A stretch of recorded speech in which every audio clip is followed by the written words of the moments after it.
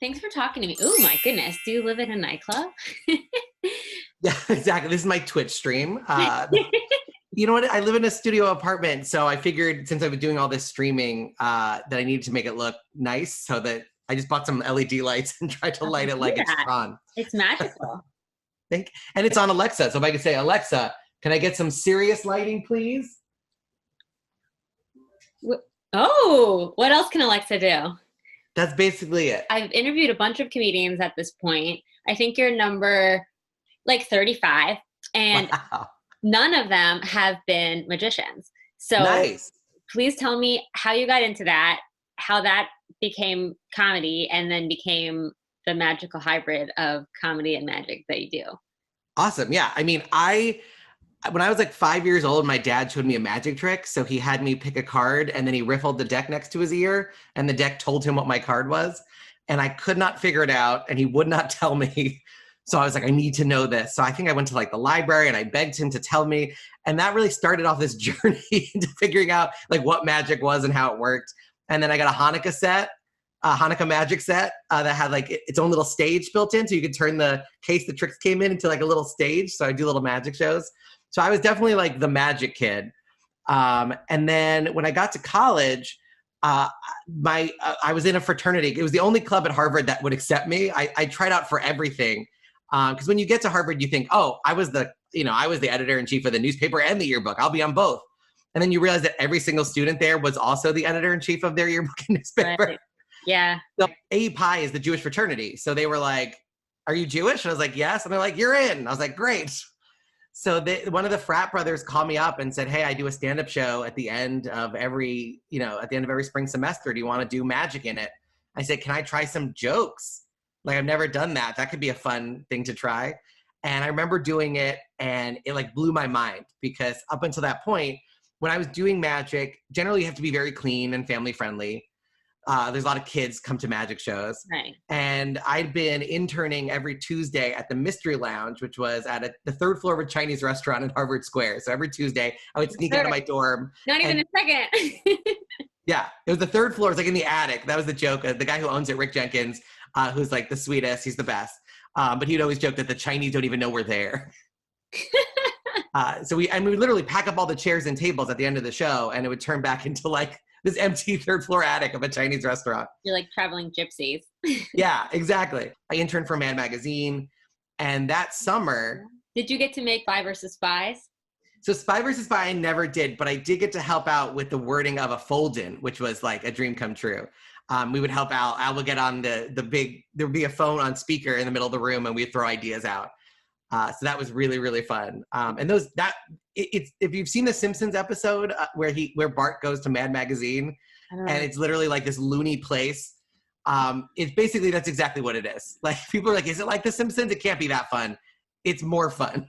Like the National Lampoon. Yeah, I mean, you literally walk in and they go, oh, they talk about drug testing and you're like, oh no. And they're like, yeah, if it comes up negative, you're fired. You're like, all right. That's funny. Yeah, they did drug testing at SNL too, but I didn't know that. I was really nervous when I got hired, and this is my first job out of school. I was going to be the writer's assistant. And I was so nervous before the week before I started that my boyfriend at the time was like, let's just smoke weed all weekend and watch old SNLs and get you in the right headspace. I was like, okay. So we just smoke weed all week. And I go in, the first thing they say, welcome to NBC / General Electric. Here's your like form for a drug test. And I was like, what? Oh no. Were you able to make them wait for like 30 days? Yeah. I was like, oh yeah, I'm doing some other paperwork for my boss. I'll get to it. And then I drank, you go to like GNC and get, there's all kinds of like green tea flushes and stuff to get it out of your system. So I like how every other episode is like a very profound lesson about art. And this is going to be the one where it's like, this is how you get out of a drug test. So I'm going on stage at the Underground Lounge and I'm putting sponge balls in my back pocket, which are these like little yellow sponges that I would do tricks with. And a comic sees me doing it and he's like, what are you doing? I'm like, oh, it's a magic trick. If my jokes don't work, I'm going to do this to close. And this way I go out on a high note. Smart. And he was like, take it out of your pocket right now. He's like, you'll never learn how to be a good stand-up comic if you have a safety net. And that was like the best piece of advice other than get your money up front. and don't poke where you joke. Other than those two pieces of advice, that was the best comedy advice I've ever gotten. Yeah, that last one they should make official. It should be like knit, like, you know, when they have those like home sweet homes, it should be knit in like cross stitch and then put at the front of every comedy club. I remember doing a packet for Seth Meyers when that show was first starting, and I was like, oh, these sketches are awesome, these headlines are great, da da da. And then it's like, what's your handle? And I was like, oh, because I had like 300. Yeah. I don't want to do Twitter. I don't want to give jokes away for free all day. I know you have to, but yeah. And it's like that Mitch Hedberg joke, right? And that joke came way before social media, but he had that joke about being a comedian, and then they asked him to write scripts and stuff. And he's like, it's like being a chef, and they're like, hey, can you also garden? Sister was working on Love and Hip Hop, and so she knew all these like reality producers, and they needed writers for this show because they wanted the people in the show to be funny. And I just remember the first day being like, hey, I know how to write like traditional script format, but since this is a reality show, do you have like a sample you can send me?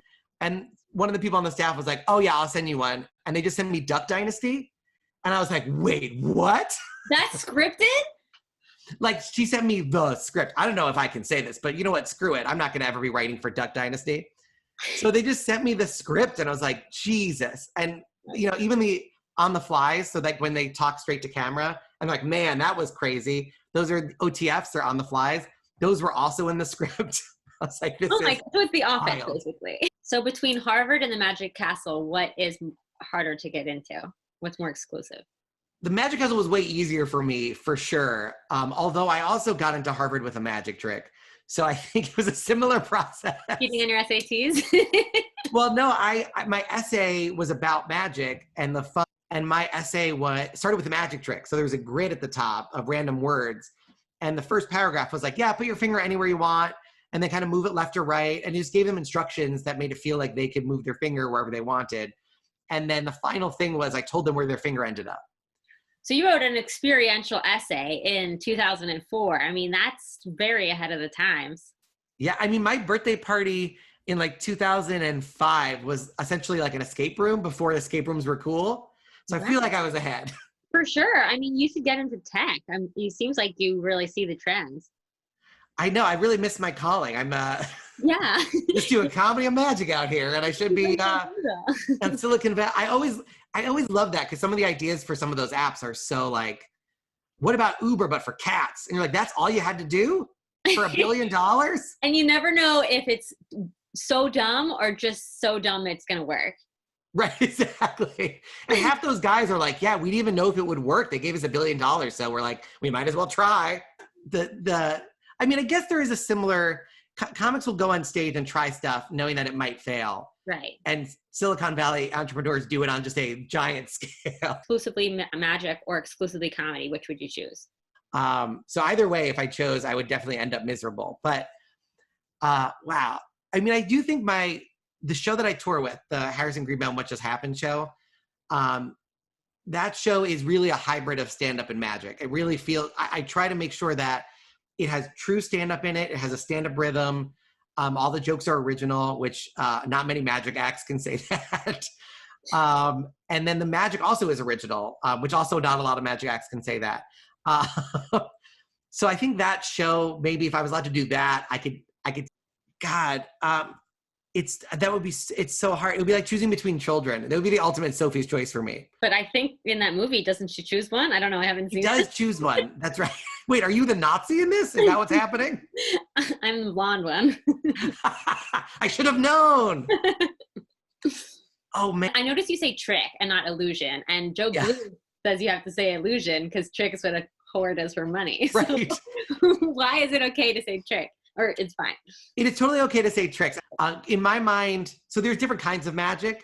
Illusions is a very specific term for big box tricks, essentially, like the bigger illusions. Okay. So like Siegfried and Roy, they're illusionists. They do illusions. Somebody who's doing card tricks, like David Blaine, is more of like a close-up magician.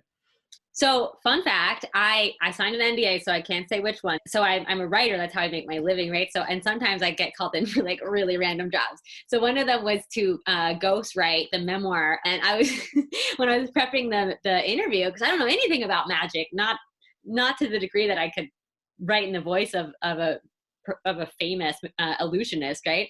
And so they said, well, you're going to have to at least be familiar with his 4 major tricks. Who was this Can we don't have to include this. What? Well, it was Oh, nice. Oh, wow.